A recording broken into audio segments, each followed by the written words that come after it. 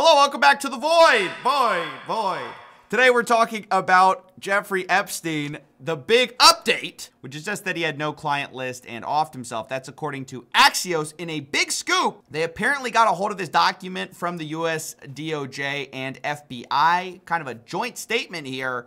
We're going to go through it. They say, as a part of a commitment to transparency, the Department of Justice and Federal Bureau of Investigation have conducted an exhaustive review of the investigative holdings related to Jeffrey Epstein, sort of a relook at the evidence, if you will, and they come to some very interesting findings. And it's interesting in that it's contrary to what a lot of what they've been saying all along, and that's what's kind of the problem here. For the last few months, we've been teased along with these statements about, you know, oh, we've got the client list. The DOJ may be releasing the list of Jeffrey Epstein's clients?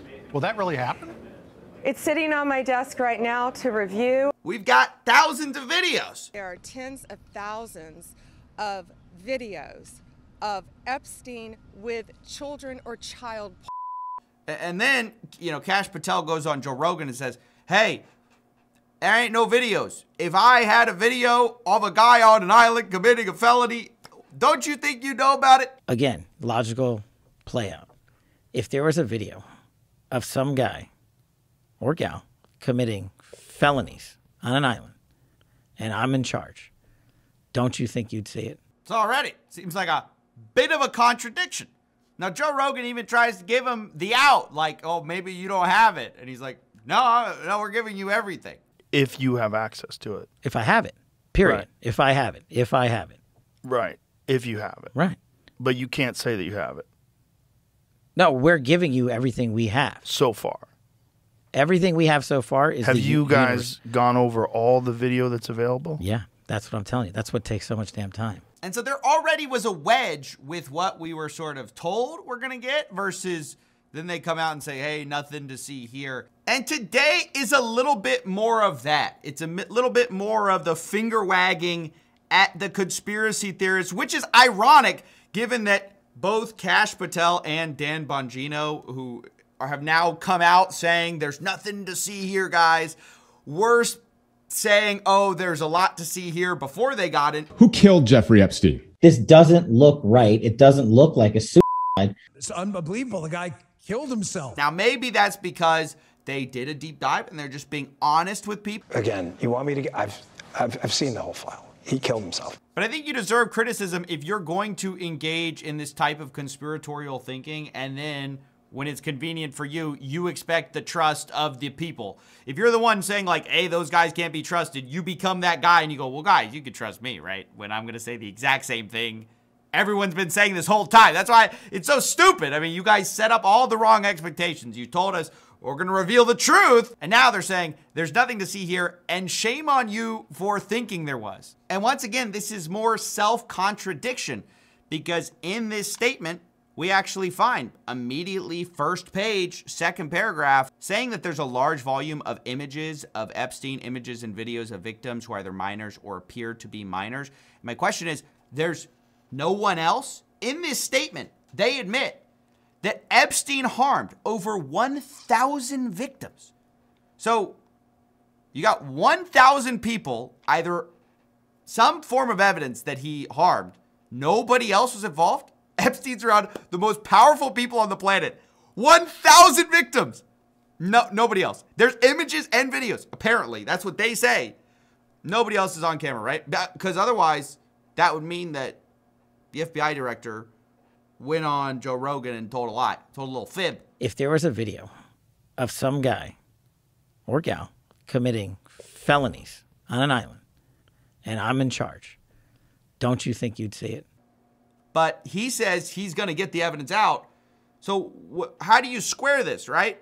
There's 1,000. Was Epstein just filming himself the whole time for like, did he put it in the evidence box? I mean, that's the ridiculous thing about this. Why would you film yourself committing these acts? That's where the whole blackmail angle came from. Was there's all these videos for what, right? And I'm sure those people, these powerful people, did not consent to being recorded. So what else was this being used for?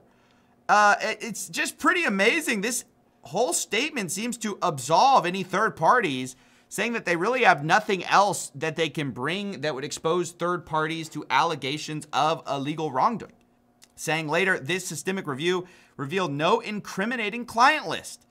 Now, here's where I gotta say, like, yeah, what, you didn't find the little notebook that had the, like, every guy that did something wrong on it? Yeah, obviously that's probably not gonna exist, right? But if you have videos and somebody appears in the video doing something bad, it's not a client list, but that's a client, right? So I just find it so hard to believe. I just don't believe. I'm going to be honest. I do not believe that you had so many videos, apparently enough to catalog over 1,000 victims, and not a single other person other than Epstein appeared on any of them, right? He's friends with all these famous people. He got rich, and nobody knows how he got rich. People suspect that it was some form of blackmail, but the FBI seems to basically say this is a conspiracy theory. They say perpetuating unfounded theories about Epstein serves neither of those ends of combating child exploitation and bringing justice to victims. You know, I actually agree with that. I do think we have to be careful not to jump to, you know, conspiracy theories. The problem is when you release contradictory evidence, it makes people think that you're hiding stuff. Like that is not being helped in this release. I don't know if they're saying, oh, we're being so transparent here. Seems like the first big release was a nothing burger.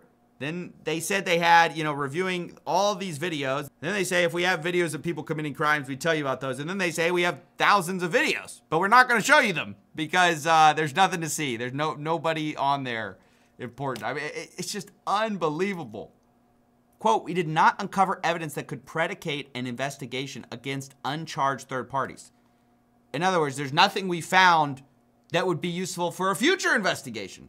That's what I find so interesting. Like, I get if you don't want to accuse someone in a press release of something that you haven't accused someone of, like, with criminal charges, right? I get it. That's kind of the Department of Justice's way. Even if they have a file on somebody, but they're not going to charge them, they redact their names, usually. But in this case, they're kind of saying, we didn't find anything that we would, I mean, it's such a strongly worded statement. That's what's weird about it. Why wouldn't you just be vague if you had these pending cases, right? I find it so weird that the people in the FBI right now have come in with such a mission to, on the one hand, say, hey, we're going to be totally transparent. And then, oh, well, we're not going to show you that. We're not going to show you that. We don't want to re-victimize anyone. Okay, that's fine. But then how are you going to make a bunch of absolute statements that make no sense and contradict what you said earlier? Like, if you're saying we can't say anything, then don't say anything. Don't say, hey, we're going to tell you everything. Well, we actually cannot. You know, we can't actually show you. And that kind of overconfidence extends to also their, you know, pronouncement about, hey, there's nothing to see here as far as the death of Epstein, because they don't really show much new here. We knew that this footage of the common area existed. Basically, they showed 10-hour footage of the common area during the time at which this all would have happened, Epstein's death. And so this is supposed to be like the absolute bulletproof, you know, to show everyone that, oh, there's no way that someone could have gotten in here. But this is not actually Epstein's door. So, I mean, I don't know the exact layout of the prison. I'm not going to pretend to know everything there. But this is no more proof than we already had. We already knew this existed. The questions were about all the security malfunctions of the much more important cameras than just the common area. I'm not sure how a 10-hour video of a common area definitively proves anything new. That's what I'm saying. You can't come in and go, hey, we got this bombshell. It's what you already knew, right? That doesn't make sense. And also, we've confirmed there's over 1,000 victims. Don't know who by. I mean, like, only Epstein? Really? Look at the charges of Ghislaine Maxwell. I mean, it's insane. Are we saying they were all to Epstein? Every single one. Over 1,000 only for Epstein. The way he got his money, we have no idea. It doesn't make sense. So yeah, an incredibly frustrating day for anyone who is expecting anything new from this, you know, administration coming in saying they were going to clean house, get rid of the corruption, fight for truth, release the truth. You know, you're not gonna catch me hiding a guy on an island, right? And so I don't know. I was kind of stunned to see this report. I just thought, if you're gonna say this, which again doesn't really say anything new, only it's kind of like a backhanded, you know, hey, stop being such a conspiracy theorist, guys. You know, that is what I find strange. Just the absolute over-promising and under-delivering. I mean, again, if you're going to open source everything, okay, that's fine. If you're not going to open source everything, you're going to say, hey, we got to protect people, fine. Don't make a bunch of pronouncements and don't deliver on them. Just kind of a complete self-own here. But it's also what you get when you say for years that the deep state is hiding something and then you become the deep state.